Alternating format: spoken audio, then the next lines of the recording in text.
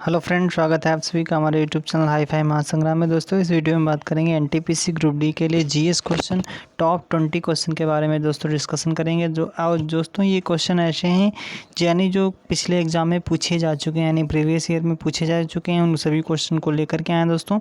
चलिए फ्रेंड्स देख लेते हैं, यानी 60 क्वेश्चन तक हम देख चुके थे पिछले वीडियो में। अगर आप हमारे चैनल पर पहली बार आए हैं तो हमारे चैनल को सब्सक्राइब जरूर कर लें ताकि आपको रोज़ाना वीडियो मिलती रहेंगी। चलिए फ्रेंड्स देख लेते हैं पहला क्वेश्चन क्या है। पहला क्वेश्चन है यानी 61 नंबर का, 60 तक हमने पिछले वीडियो में कर लिया था। अगर नहीं देखा तो आप हमारे चैनल पर जा कर के आप सभी वीडियो एक्सेस कर सकते हैं। क्वेश्चन है यहाँ पे फिल करना है। फिर लिखा है ने धर्म विजया धार्मिकता द्वारा विजय की नीति विकसित की थी। किसने विकसित की थी? तो अशोक ने विकसित की थी। किसने की थी? सम्राट अशोक ने विकसित की थी। अगला क्वेश्चन है दोस्तों 62 नंबर का, लिखा है अशोक के शासनकाल की सबसे महत्वपूर्ण घटना कलिंग आधुनिक युग में, फिर यहाँ पे पढ़ना था, फिर पर विजय थी जो उसके जीवन का एक महत्वपूर्ण परिवर्तन सिद्ध हुआ था दोस्तों। तो देख लेते हैं कहाँ पर विजय की थी। तो इसका आंसर देख लेते हैं क्या हो जाएगा दोस्तों। इसका आंसर हो जाएगा कलिंग विजय। कलिंग विजय दोस्तों, तो कलिंग युद्ध जो था अशोक के जीवन का आखिरी युद्ध था। यह कब लड़ा गया था दोस्तों? 261 ईसा पूर्व में लड़ा गया था। ठीक है फ्रेंड्स। चलिए फ्रेंड्स अगला क्वेश्चन देख लेते हैं। अशोक ने फिर यहाँ पे फिल करना था कि युद्ध के बाद बौद्ध उपदेशों को अपना लिया था। यानी किस युद्ध के बाद? तो यानी किस युद्ध के बाद दोस्तों? मगध युद्ध, कलिंग युद्ध के बाद दोस्तों। सॉरी दोस्तों, किस युद्ध के बाद? कलिंग युद्ध के बाद दोस्तों बौद्ध धर्म को यानी अपना लिया था। अगला क्वेश्चन है प्रसिद्ध कलिंग युद्ध ने सम्राट अशोक को युद्ध छोड़ने एवं बौद्ध धर्म अपनाने के लिए प्रेरित किया था। यह युद्ध उड़ीसा में कब लड़ा गया था? कहाँ पे लड़ा गया था? उड़ीसा में लड़ा गया था। ये लड़ा गया था 261 ईसा पूर्व में लड़ा गया था फ्रेंड्स। कब लड़ा गया था? 261 ईसा पूर्व में लड़ा गया था, जिसमें सम्राट अशोक विजयी हुए थे। और कलिंग दोस्तों क्या है? कलिंग युद्ध का वर्णन एवं अशोक के हृदय परिवर्तन के बाद अशोक के 13वें शिलालेख में दोस्तों वर्णित है। किसमें वर्णित है? 13वें शिलालेख में वर्णित है। अगला क्वेश्चन है चंद्रगुप्त का पुत्र, फिर यहाँ पे फिल करना था, मौर्य साम्राज्य के सिंहासन पर बैठने वाला दूसरा शासक था। क्या नाम था उसका? उसका नाम था बिंदुसार। क्या नाम था दोस्तों? बिंदुसार था। अगला क्वेश्चन देख लेते हैं फ्रेंड्स। सम्राट अशोक का पुत्र था जो मौर्य वंश से संबंधित था। कौन सा पुत्र था जो मौर्य वंश से संबंधित था? वो था बिंदुसार था।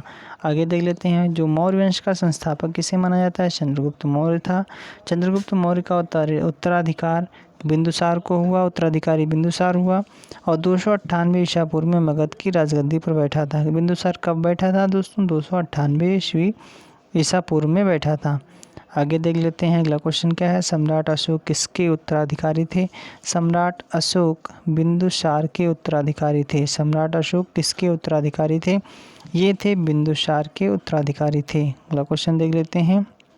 अगला क्वेश्चन फ्रेंड्स, अगला क्वेश्चन है सम्राट अशोक ने पत्थर के स्तंभों और पत्थर के तख्तों पर अपने आदेश उत्कीर्ण करवाकर अपने राज्य के प्रमुख स्थानों पर स्थापित किया ताकि लोग तदनुसार आचरण कर सकें। दोस्तों कितने आदेश?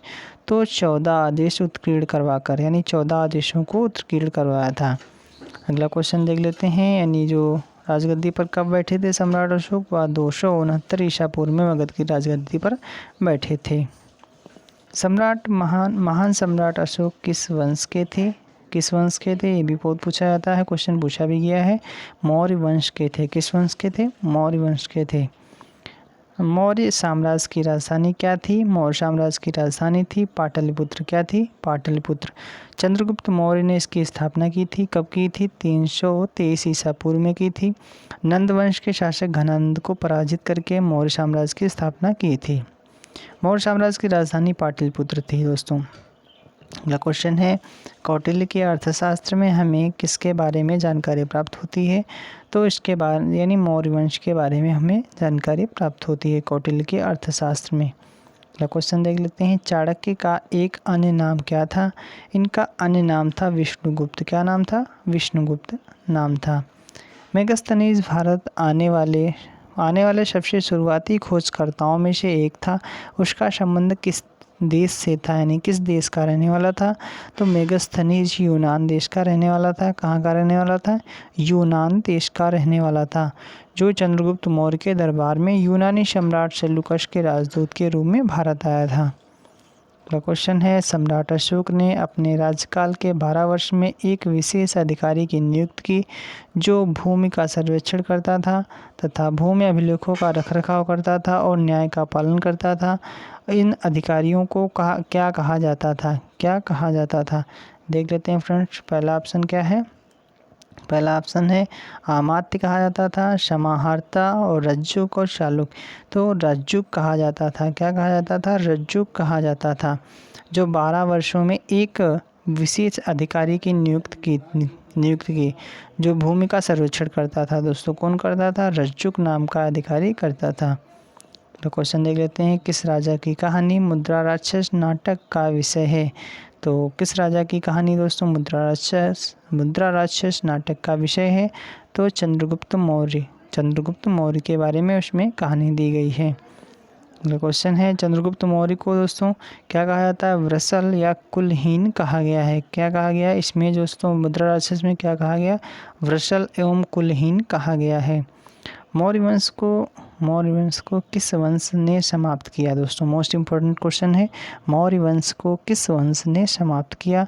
तो शुंग वंश ने समाप्त किया था। किसने समाप्त किया था? शुंग वंश ने समाप्त किया था। और शुंग वंश के अंतिम शासक बृहद्रथ की हत्या करके सेनापति पुष्यमित्र शुंग ने 185 ईसा पूर्व में कर दी मगध पर शुंग की वंश की स्थापना की, और इस वंश का शासन उत्तर भारत में 187 ईसा पूर्व से 75 ईसा पूर्व तक, यानी 112 वर्ष तक रहा दोस्तों।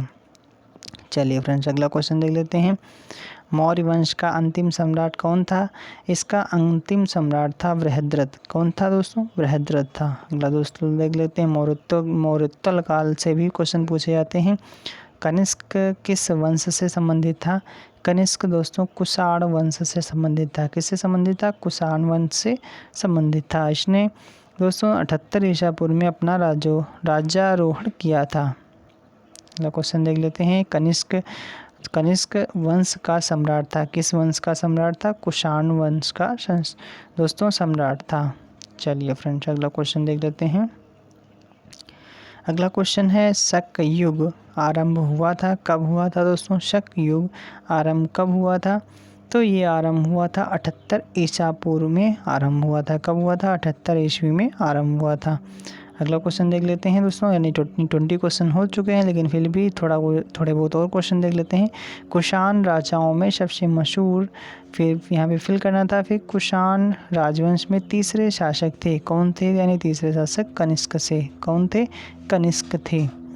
क्वेश्चन देख लेते हैं दोस्तों, ईसा पूर्व शताब्दी की शुरुआत में कुषाणों ने भारत की उत्तर पश्चिम सीमा पर अपना अधिकार स्थापित किया। तो इसमें क्या हो जाएगा? पहली शताब्दी की शुरुआत में। कब किया था? पहली शताब्दी की शुरुआत में दोस्तों कुषाणों ने भारत की उत्तर पश्चिम सीमा पर अपना अधिकार स्थापित किया था। अगला क्वेश्चन देख लेते हैं, उड़ीसा के उदयगिर से हाथी गुम्फा शिलालेख कलिंग की राजा, फिर यहाँ पे फिल करना था, ने लिखा था। किसने लिखा था? तो लिखा था दोस्तों खारवेल ने लिखा था। दोस्तों मोस्ट इम्पोर्टेंट क्वेश्चन है। क्या क्वेश्चन है? उड़ीसा के उदयगिर से हाथी गुम्फा शिलालेख कलिंग के राजा दोस्तों खारवेल ने लिखा था। तो क्वेश्चन देख लेते हैं, हर्षवर्धन के राज्यसभा कवि कौन थे? दोस्तों मोस्ट इम्पोर्टेंट है, हर्षवर्धन के राज्यसभा कवि कौन थे? तो ये थे बाणभट्ट। कौन थे? बाणभट्ट। उन्होंने हर्षचरित और कादम्बरी की रचना की है। किसकी की है?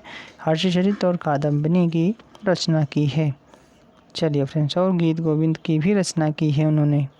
रजदरबारी कवि थे। चलिए फ्रेंड्स, अगला क्वेश्चन। चलिए फ्रेंड्स, आज के लिए इतना ही। हमारा सेशन कैसा लगा लाइक करें, शेयर करें। अगर आप हमारे चैनल पे पहली बार आए तो हमारे चैनल को सब्सक्राइब जरूर कर लें। और दोस्तों अगर आप क्लास 11th में हैं या फिर 12th में हैं या ग्रेजुएशन में हैं तो एक दोस्तों क्विज कंपटीशन चल रहा है और इसमें रजिस्ट्रेशन चल रहे हैं, फ्री ऑफ कॉस्ट है। उसमें आप प्रतियोगिता में भाग लेकर जीत सकते हैं ढेरों सारे इनाम। जैसे 50,000 का फर्स्ट प्राइज़ है, सेकंड प्राइज़ 25,000 का, थर्ड प्राइज़ 10,000 रुपये का है दोस्तों। उसमें आप पार्टिसिपेट कर सकते हैं। अगर आप इसी के बारे में आपको जानकारी नहीं है तो हमारे चैनल पे जा कर के देख सकते हैं, वहाँ पे लिखा होगा दोस्तों सामान्य ज्ञान प्रतियोगिता और पुरस्कार जीतें। चलिए फ्रेंड्स, आज के लिए इतना ही। हमारे सेशन कैसा लगा लाइक करें, शेयर करें, सब्सक्राइब जरूर कर लें ताकि आपको रोज़ाना नोटिफिकेशन मिलता रहे। Thanks for watching.